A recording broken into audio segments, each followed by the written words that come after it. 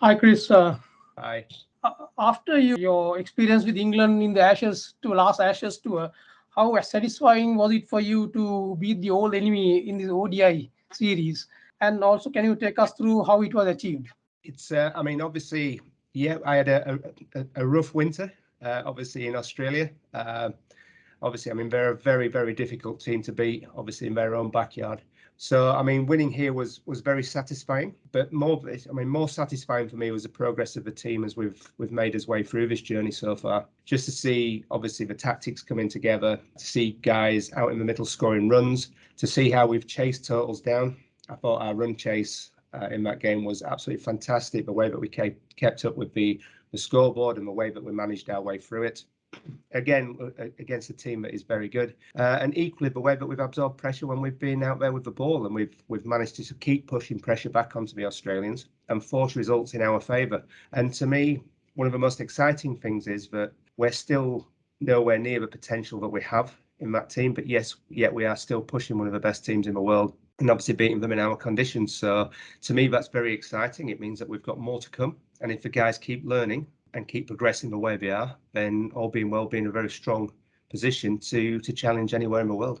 Yeah, Chris, I want to find out now, under your coaching, Bangladesh Test Series first you won. Now already Sri Lanka one day series against Australia. How do you rate about the Sri Lankan players' performance? And especially I want to mention about two young players, Charit Asalanka and Patum Nishanka. Yeah. Obviously, it's great to come in and start off on a sort of a winning footing, so to speak. But like I say, it's for me, it's more about the progression that we are making. We are putting, sort of just strategies and method in place that we can follow, and we know if we follow those strategies that we can win games of cricket really. So it's becoming tactically more aware and having things in place that we can follow really to make things a lot simpler for us. Obviously the two players you mentioned, it's been absolutely fantastic to see them go out there and score runs really, and put their hands up in difficult times at times, absorb pressure and come out and put us in winning positions. And to see them do well is, for me is absolutely brilliant. And one thing that we do try and do within the team is enjoy each other's success.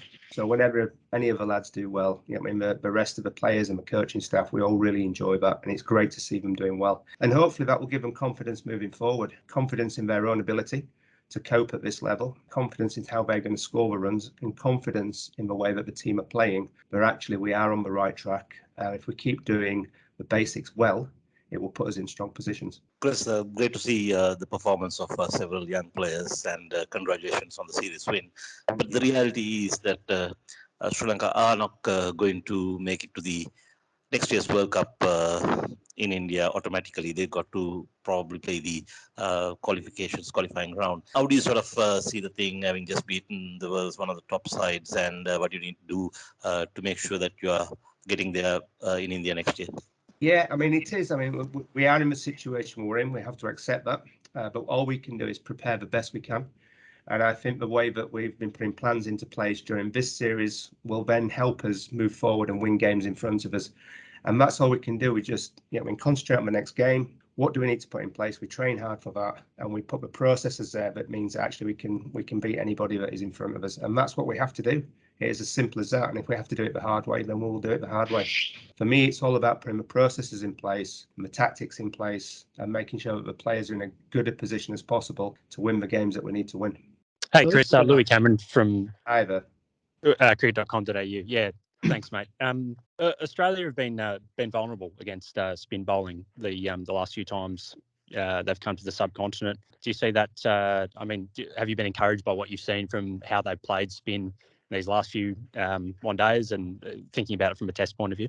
Obviously, it is a challenge. I've been here with other teams where we've faced, spinning conditions, and it is a challenge for the opposition, and certainly one that, we are thinking about moving forward. But at the same time, we have to play that spin well as, also when we go into there. But one thing that we have done so far is played the spinners very well, and it's something that, I'm encouraged by to see our players doing, and I think it is a way that we can put pressure on oppositions. So it's certainly, I'm not ruling anything out moving forward into the Test series. Certainly conversations that we need to be to be having with the selectors and the captains. Hi, Chris. Two questions for you. One is actually, can you give us an update about Vanidu's injury situation? He looked a bit not 100% in the last game, and also about Dusman Samir. And my second question is, we've seen these signs that you have put up. We saw that with England as well, and you are using that again with Sri Lanka. So please give us an idea of what do you mean by those signs? I'm not going to give too much away, but no.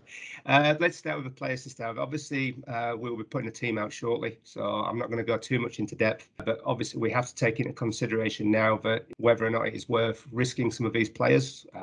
It was last game, obviously, because we want to put the series to bed. So we have to take a look at it now, whether or not it is worth putting players in a situation where we can risk more injury. So that's certainly something we're talking about. So you will see shortly with the team that we release which way we've decided to go on that one. From the signs point of view, that obviously I saw that was put on TV. The last game, we were actually using them during the T20 as well, which I don't know if anybody picked up on. It's not rocket science, really. It is literally just some strategic suggestions us to the captain of something for him to think about. It's not telling the captain what to do, it's just suggestions of what may or may not match up at any given point. And it's entirely up to the captain whether he listens to those suggestions or whether he goes with his own gut feeling. He's the man in charge out there, but like I say, it's just us communicating some ideas with him on what may or may not work at that given point in time. And that's all it is, really. Chris, we have seen Lasit Malinga having animated conversations with players during the matches, and also you have Navid Nawaz assisting you as the assistant coach. How has it been working with some local coaches? How are you coping up? And also, have you done any changes to the way that we are analyzing the game in terms of what we did in the past compared to what we did in the past? Well, I mean, first of all, I don't really know what Mickey or anybody did before me. So obviously we've come in and we're just doing it the way that I know. But I mean, coming back to the coaches, having local coaches with me has certainly helped. I mean, one of the things that I had to consider coming into this role was obviously the language barrier. I think having sort of Naveed next to me, who speaks very good English and also obviously can translate for me, get the ideas across and get the points across for me, is invaluable, to be honest. So I mean, that has been a great help for me. And obviously having the guys around, having Malinga and everybody else, I mean, I'm very lucky. I've got some good coaches around me, not only in the one day, but in the test arena as well. The guys that are working with the test guys for me at the moment are excellent as well. So yeah, I mean, for me, that is a huge bonus, having those guys that can obviously get the messages across for me if people are not quite picking up obviously my accent or my English, really. So it does help.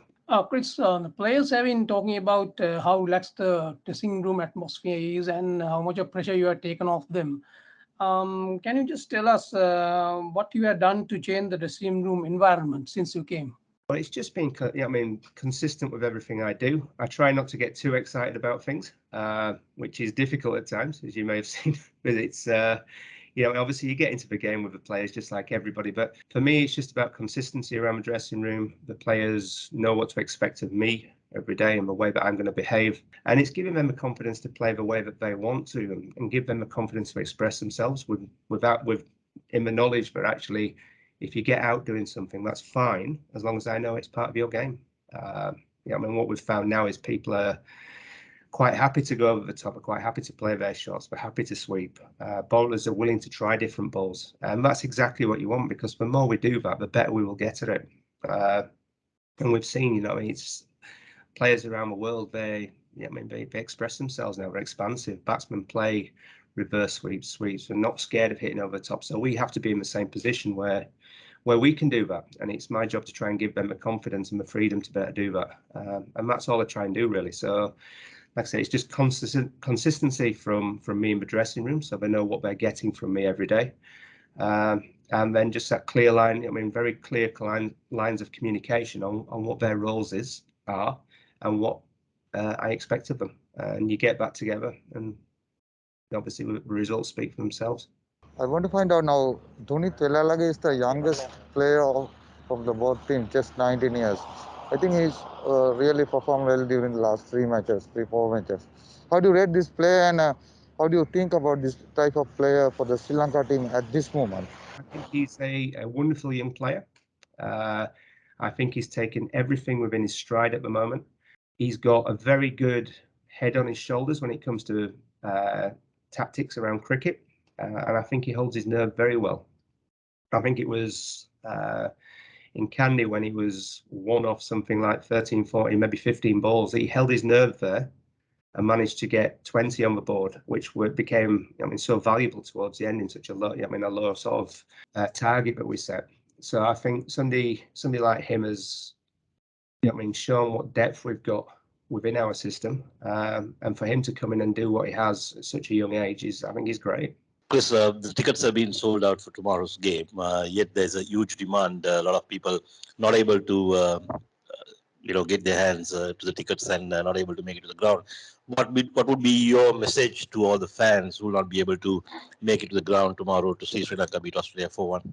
Well, it's firstly it's great that we have packed houses again, and to hear the Sri Lankan crowd singing and cheering and smiling has been absolutely fantastic, and it's really made a big impact on the players within the dressing room. It's made an impact on all of us, and we've really enjoyed that, and we've enjoyed the support. For the guys that can't get in, obviously we're sorry they can't get in, but still enjoy the game. We feel that support that the country has given us, and hopefully we can continue to give them something to smile about. So for me, I think it's great that obviously the fans are getting back into the ground to come and support, and as I say, we really appreciate that support. Thanks, Rustana. Chris, you mentioned the Ashes before. I know it's probably not one you want to relive too much, but were there things from that series tactically, strategically, on these Australians that you picked up that could be of use to you and the team for the Test series? Yeah, obviously I keep notes on everything. I'm an avid scribbler, so to speak.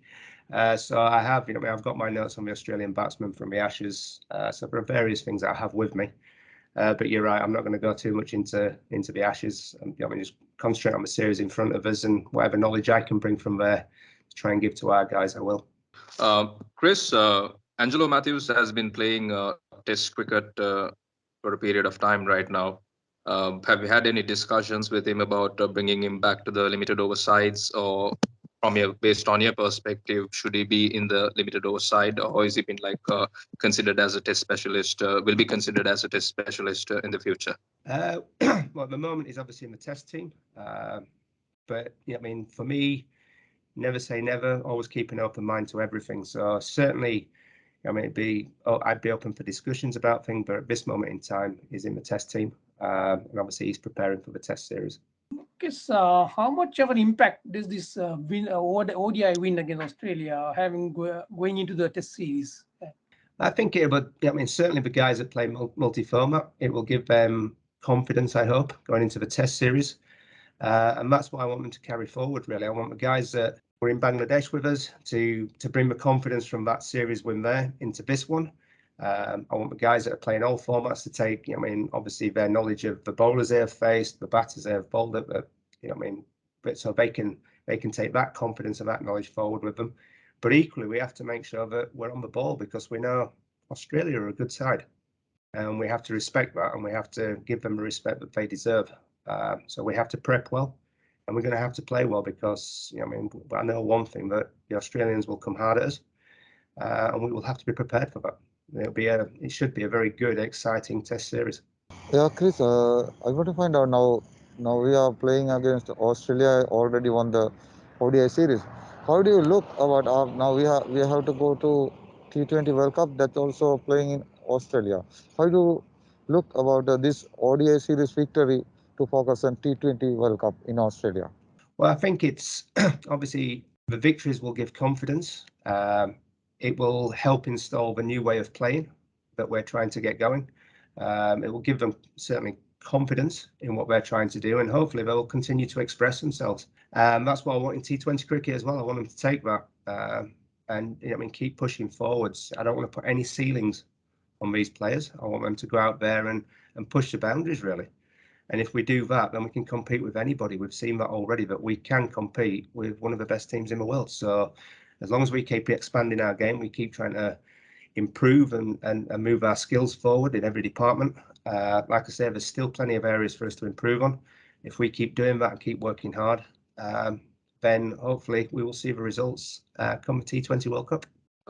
Chris, are you planning to make any changes to the playing 11 tomorrow? You'll find out when we release the team. I'm not going to give anything away until everybody knows what's happening here.